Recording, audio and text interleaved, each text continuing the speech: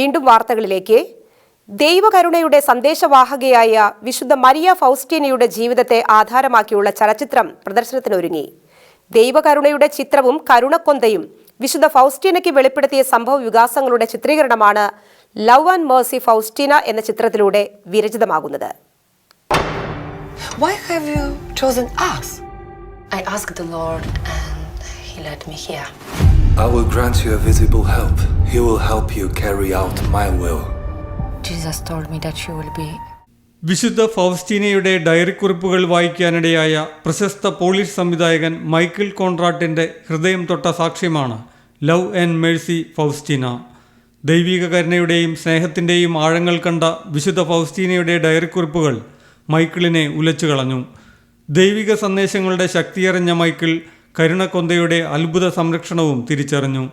ഈ അനുഭവ സാക്ഷ്യമാണ് ചലച്ചിത്രത്തിന് പിറവിയെടുത്തത്. I want you to paint an image according to how you just saw me. This is amazing, and it's surprising that he chose her. What have you done to him? Paint it yourself. Can I take it to America?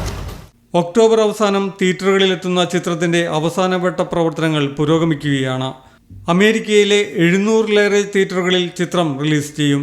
ദൈവം വിശുദ്ധ ഫൗസ്റ്റീനയ്ക്ക് നൽകിയ സന്ദേശങ്ങളുടെ ശക്തിയെക്കുറിച്ച് ഇപ്പോഴും പല വിശ്വാസികൾക്കും അറിവില്ലെന്ന് സംവിധായകൻ Michael ചൂണ്ടിക്കാട്ടുന്നു.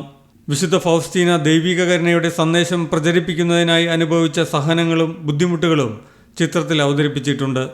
ചിത്രം വിശ്വാസികളുടെ ഹൃദയങ്ങളെ ജ്വലിപ്പിക്കുമെന്ന പ്രതീക്ഷയിലാണ് നിർമ്മാതാക്കൾ. International desk, Shekinah news. Shekinah ടെലിവിഷന്റെ വാർത്തകളും പ്രോഗ്രാമുകളും യൂട്യൂബിൽ കാണുന്നതിനായി ഈ ചാനൽ സബ്സ്ക്രൈബ് ചെയ്യുക. നിങ്ങളുടെ മൊബൈലിൽ തത്സമയം നോട്ടിഫിക്കേഷൻ ലഭിക്കുന്നതിന് ബെൽ ബട്ടണിൽ വിരലമർത്തുക.